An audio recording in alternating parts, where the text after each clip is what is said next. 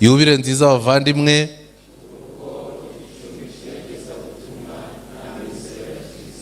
banza utekereze ku rugo rwawe, urugo rwanyu.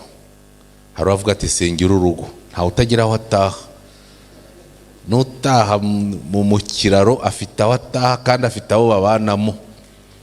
Aho ngaho rero umuntu ari, aho ngaho umuntu atuye hakagombye kuba igicumbi. Ubundi ijambo igicumbi birambabaza ko ikinyarwanda kigenda gikendera, nsigaye nibaza ururimi abantu bazajya bavuga kugira ngo abanyarwanda twumvikane. Uwabaza umuntu uti igicumbi ni iki, ambwira ati n'ahandi ibyumba. Ijambo igicumbi rivuga aho ushobora kubariza ikintu runaka. Aho ushobora kubariza ikintu runaka ukavuga uti ahangaha uhagiye wahabona iki, kirahari, si byo se? Ushaka amakoma wajya mu rutoki, si byo? Ubwo urutoki ni igicumbi cy'amakoma. Ni urugero dufashe kugira ngo ubyumve. Mu rugo rero aho ngaho niho hagombye kuba igicumbi cy'iyogezabutumwa. Iyogezabutumwa, ubutumwa bw'Imana, ubutumwa bwiza bwagombye gutangirira aho ngaho, si byo? Amizero ya kiliziya kugira ngo ikure nuko aho ngaho abantu baba abakristo basenga, babatirisha, ba mu rukundo nk'uko Yesu Kristo yabyifuje. Yubile nziza bavandimwe,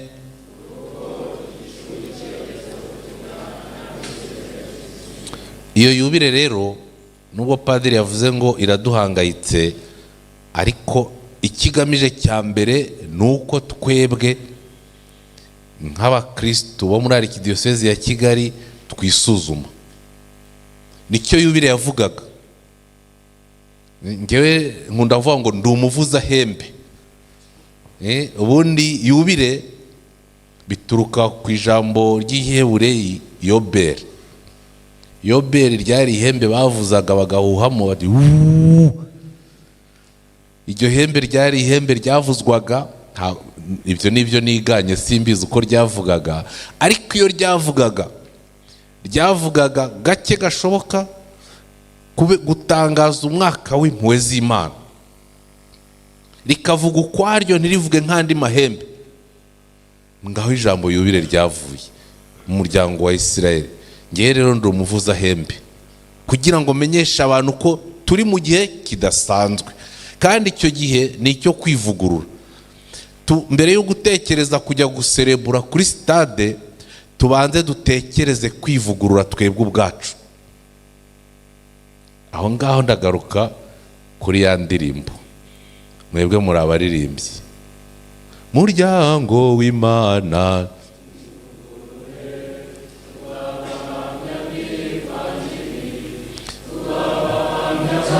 mizero muri kiliziya yacu, mu muryango. Murakoze, mbonye mwese muri kuririmba. Ariko buri iriya ndirimbo ikubiyemo n'ibitero bitatu. Nubwo muyiririmba wababaza ngo ibyo bitero bikubiyemo iki, wasanga mubinyura hejuru. Bimurimba igitero cya mbere, ngo w'Imana Arikidiyosezi ya Kigali, igendere hamwe turangamiye Kristo, wenzira ukuri n'ubuntu, ntibagire umuriro wacu. Murakoze. Icya mbere ni kugendera hamwe turangamiye Kristo. Bavandimwe, iki kintu cyo kugendera hamwe kiragoranye mu makorari yanyu. Uretse na korari imwe ubwabyo, kugira ngo uzabone muri paruwasi hari korari 5 enye zishyize hamwe biragoye. Ndaza kukigarukaho ninza kuvuga sinode. Kugendera hamwe, iri jambo muri Cakarongo, kugendera hamwe, imbaraga ziboneka kubera ko abantu bashyize hamwe. Babishyize hamwe nta kibananira. Ariko shitani diable, diabolos, buriya bivuga kugabanyamo kabiri. Abari bari hamwe igacamo kabiri. Burya ni mujya mubona mu makorari yanyu harimo umwuka wo gucikamo kabiri, mujye mumenya ko ari shitani. Murabyumva neza? Ibyo rero mugomba kurwana, kugendera hamwe turangamiye Kristo. Icyo ni ikintu gikomeye cyane nk'abakristo. Igitero cya kabiri,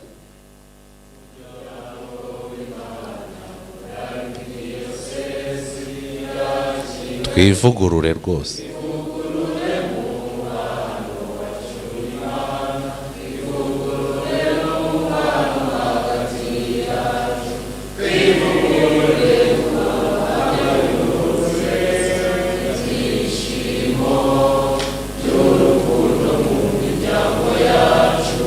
Murakoze.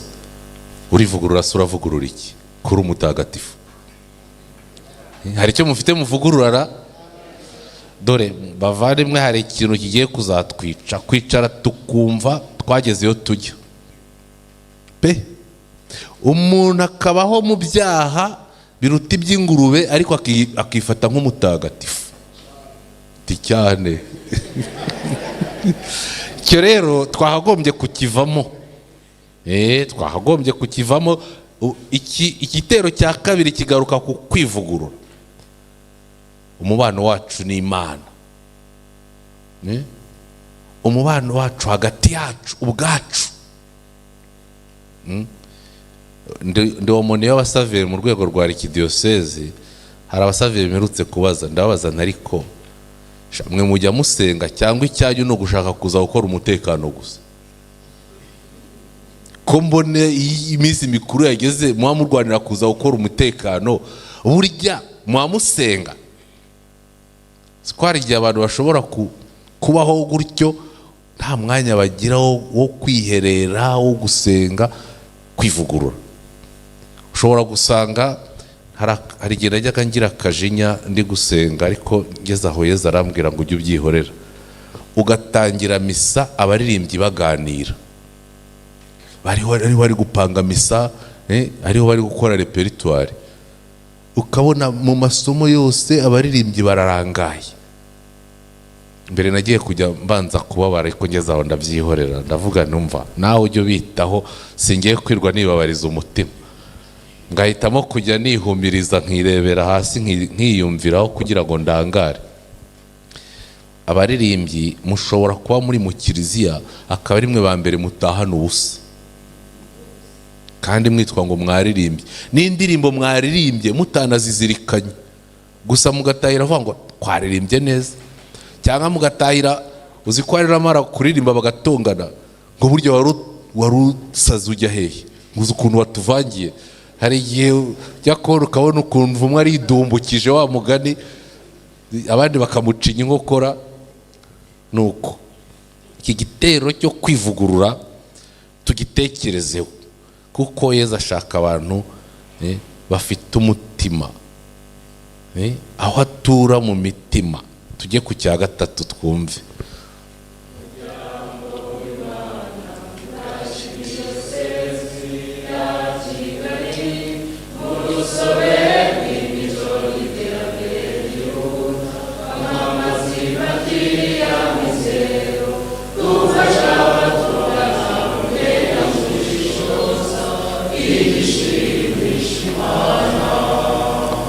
Dore umwihariko rero w'abanyamujyi, urusobe rw'imico inyuranye, iterambere ryihuta. Mubyitwaramo mute? Ko namwe mwinjira muri ya gahunda yo kuvuga ngo reka byarivanze, ngo ubu ngubu ngo isi ngo irihuta, ngo twageze mu iterambere ryihuta. None nk'abakristo tugenze dute? Nk'abanyakigali b'abakristo natwe dukore nk'abanyamujyi, nk'abaryogo, natwe tubeho nk'abo mu migina. Ni ukuvuga ngo icyo gitero ni umwihariko noneho w'abanyamujyi. Abo banyamujyi, mwebwe muri Kigali iri mu murwa mukuru, imico ni myinshi, iterambere ririhuta, ndetse rimwe na rimwe tubigira impamvu yo kuba abapagani. iterambere ryaraje ririhuta, ibihe biri kudusiga, nuko natwe tugashwekurana nabyo. Kandi Yesu akatubwira ati muri umunyu, muri urumuri. Abanyamujyi mubasubiza iki? Mubafasha iki? Iyo mvuze abanyamujyi ntimwumva abatuye Saint Michel cyangwa Kacyiru naho hose habaye mu mujyi rega buriya. Iyi Kigali n'inkengero zayo, ahubwo hari igihe usanga abantu batuye mu mujyi nyirizina nta mujyi bazi, aho ugasanga uwo mu nkengero niwe ntyoza yaho. Iyo ndirimbo nyitinzeho kugira ngo mujye muzirikana amagambo yayo. Muri Arikidiyosezi hari ibintu, ibikorwa twavuga ngo ni ishingiro ry'ubuzima bwa gikristo. Twatangiye tugenda tubiserebura mu maparuwasi anyuranye. Dutangira Rurindo, duserebura batisimu na kateshezi. Twese tuzi ko batisimu ariyo yadutandukanyije n'icyaha, ikatugira abashya, ikatugira abana b'Imana. Tukazirikana agaciro k'abakateshiste bigisha abantu. Ibyo twarabiserebuye. Twasabye ndetse ko no mu maparuwasi uko igikorwa cyo ku rwego rwa diyoseze kizihijwe, ko no mu maparuwasi cyajya gikorwa. Dushimira amaparuwasi yagiye abikora, ariko hari n'abandi biterekeye ijigo nyine bitajya bigerayo. Iyo ndebye kuri gahunda, hari amaparuwasi yagiye aduha gahunda akavuga ati hano twaserebuye Eucharistia, hano tuzaserebura batisimu, tuzaserebura umuhamagaro, ukabona birakorwa. Ariko hari n'abandi wagira ngo ntibari muri Arikidiyoseze. Rero kikaba ikibazo. Hanyuma twaje hano Indera duserebura umuhamagaro, tujya Saint Andre duserebura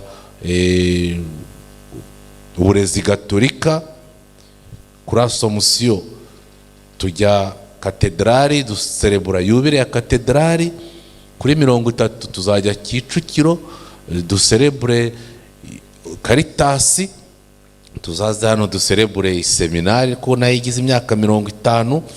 Hanyuma tujya Nyamata duserebure umuryango. Hanyuma kuri 5 z'ukwa 12 twese tuzamuke mu mahoro tujye guserebura. Igihe nikigera muzatangira vuga ngo nta faranga dufite ryo kujyayo. Niba turi abakristo, hari ikintu tugomba guhuriraho nk'umuryango. Kiliziya ni umuryango wacu. Ntabwo umubyeyi nkanjye muri famiye yacu habaye ubukwe sinkeneye ko bantumira ngo bampe invitation. Ubu harimo watangiye kuvuga ngo nyine batampa invitation sinzajyayo, ngo hari abo batoranyije bajya kuririmba ngo ubwo abarimo bazagenda. Abaririmbyi ugasanga ntibagiye muri yubire kandi umwaka utangiye bayizi. Hari umuntu waduhimbiye indirimbo nziza nkunda ngo mu gihe gikwiriye uhoraho Mana uduha ibisubizo by'ibibazo byacu. Mujye mumenya igihe gikwiriye ariko kugira ngo twakire. Niba baragutumiye nguze ujye mu rugendo nyobokamana ntugiyeyo, baragutumiye ngo ujye muri yubire ya diyoseze ntugiyeyo, baragutumiye ngo uze mu mahugurwa Indera ntugiyeyo, harya ubwo Yesu muzahurira he? Kandi agutumira ntujye aho ugomba kujya. Muzahurira he? Azasubiza ibibazo byawe hehe? Ni ikibazo. Mbisabire rero ubwo muri uko gusoza abaririmbyi bose nta n'umwe uduhemutsemo, wa mugani w'abarejiyo. Abarejiyo bavuga nta n'umwe uduhemutsemo, wa mugani w'abarejiyo. Twese kuri stade turi kumwe n'umushumba n'abasasaridoti twishimire. Ariko mutekereze ubu ngubu iyo musenyeri abazaturutse i Kabgayi, mutekereze nkuko n'ubundi yaturukaga i Kabgayi. Izi paruwasi zose zivuka amakorari ibiki byose tuba turi mu kitumva ingoma, ariko buriya Kiliziya yaratwegereye. Yubire nziza rero, yubire nziza abavandimwe.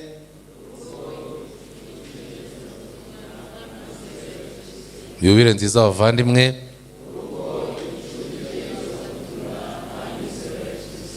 Ingingo ya mbere ndayishoje, ngiye gufata iya kabiri ya sinode igendana na kiriya gitero cya mbere.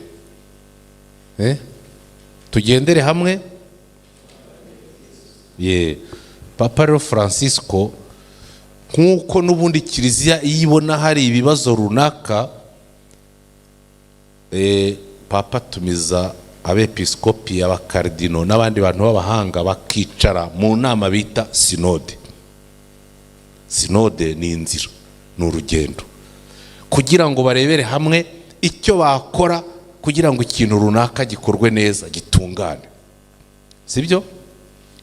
Ubwo bashobora guhura bakakora nka sinode ku muryango, nk'uko bayikoze n'ubundi, bakaduha ka gatabo exhortation poste apostolique kitwa Amoris Laetitia.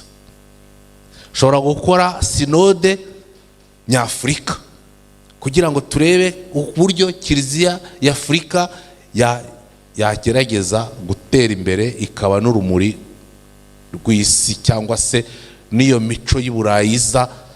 Mu gihe abanyaburayi bagira bati Afrika yacu buriya bagira umuco mwiza, bazanadufasha ku buryo tubona ariyo mizero ya kiliziya y'isi yose, naho twebwe tugatangira duhururira iby'Iburayi. Ukabona umwana w'Iburayi apfumuye amatwi, n'uwibuzinganjwira agapfumura amatwi. Nuko komereza aho nibagupfumurire wenda ubwo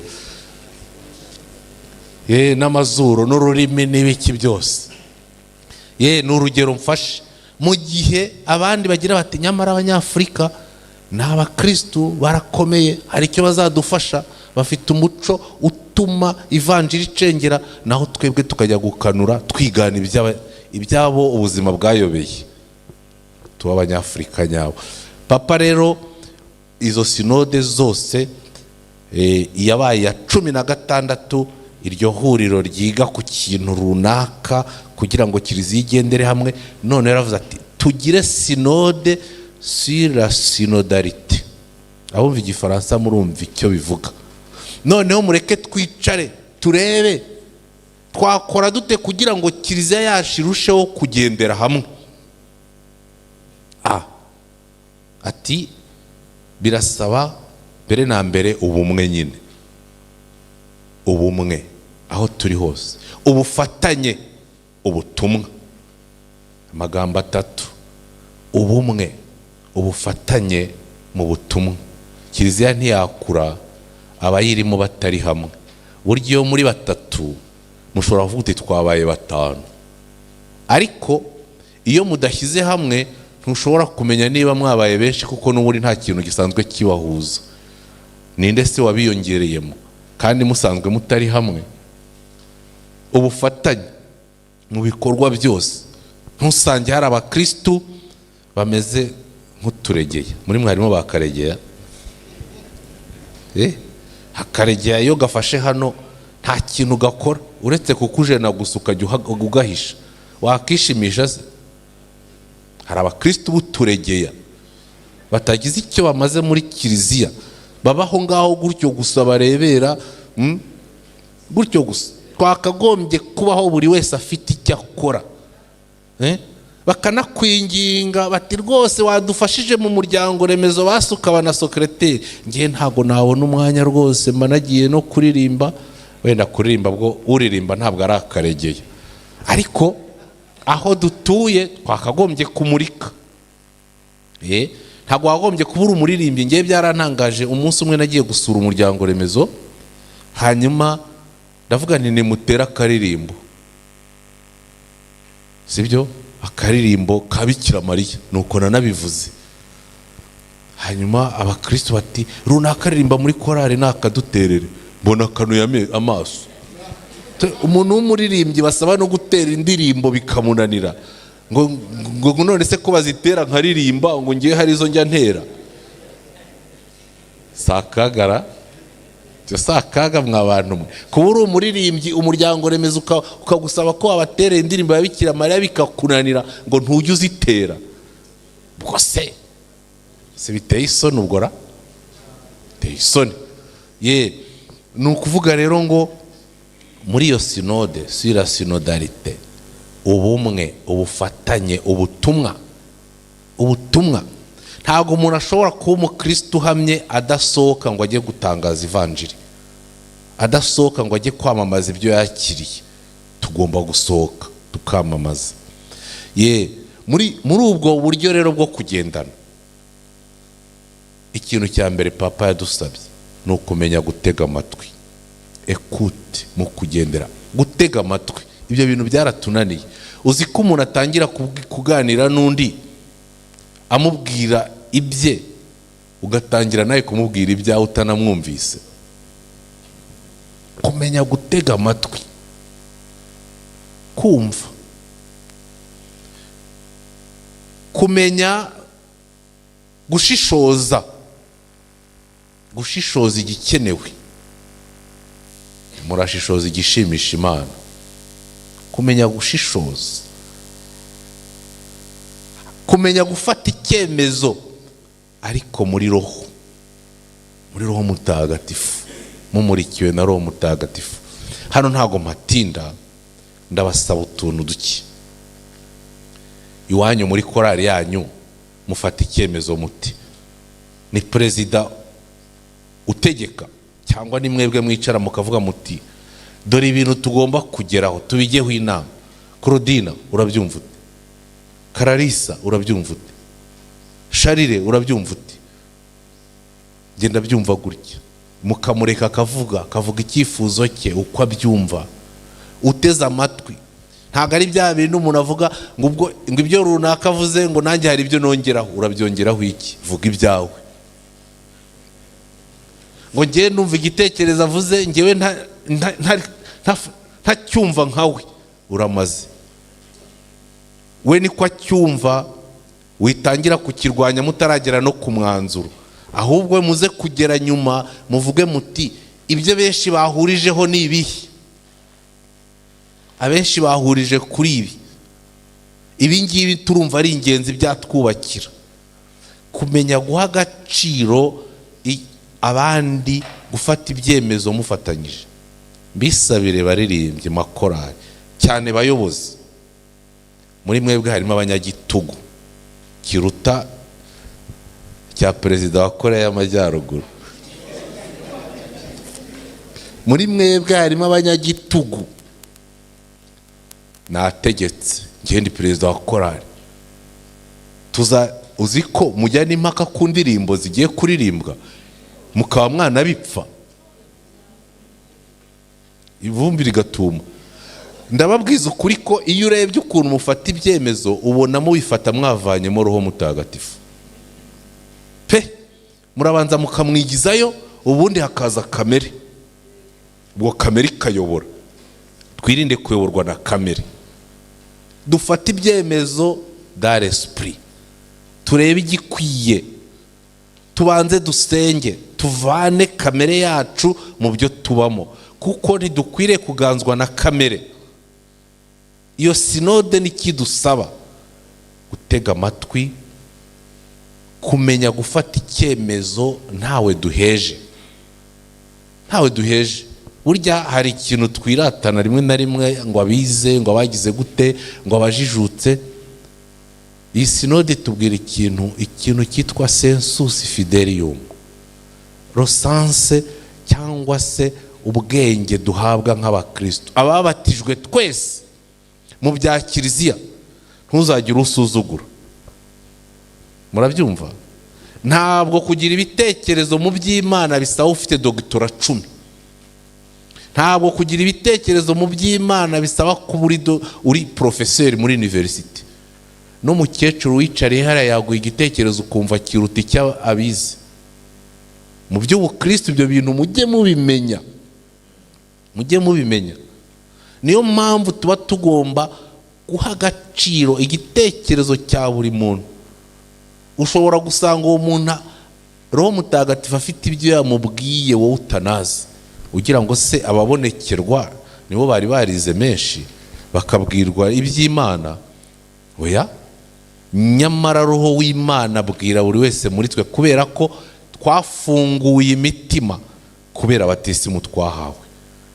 Twese roho mutagatifu ashobora kutubwira.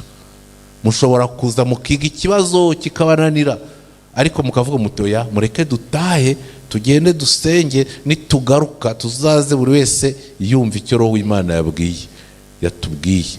Ugasanga wa roho w'Imana ntabwo yagiye kunyura mu muyobozi wa korari cyangwa wa wundi muvuga ngo uyu nguyu niwe ukomeye, ahubwo yagiye yinyurira muri wa wundi musuzugura, avuga ati ngiye burya nsenga nahise numva ijwi ry'Imana rimbwira ibi n'ibi, mureke tuzakora ibi. Kandi mukumva nibyo, mwajya no kureba mugasanga ni Petero na Paulo wa mugani nkuko tubyumva mu byakozwe n'intumwa, babonye ukuntu abo bantu bigisha bashishikaza batangira kubibazaho. Ako kantu ndagakunda. Barabareba bati ntaho bize, nta kibase bari abantu ko ntacyo bize, ibintu bavuga ubwenge bavugana babukomoraye. Ariko bitegereje basanga bagendanye na Yesu. Icyo kintu kirakomeye. Babarebye basanga bagendanye na Yesu. Uwagendanye na Yesu rero umwambaro w'umwana ngo agenda shebuja. Niba koko uri uwa Yesu, niba ugenda na Yesu, nta kintu cyatuma udasubiza ibibazo by'ubuzima duhura nabyo, kandi ari we ugufasha.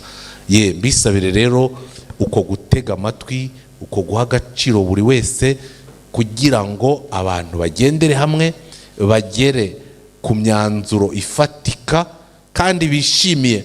Kuko hari igihe umuntu azana igitekerezo ati dukora ibi, undi akicecekera ati nubwo njye mbyemeye sinzabikora.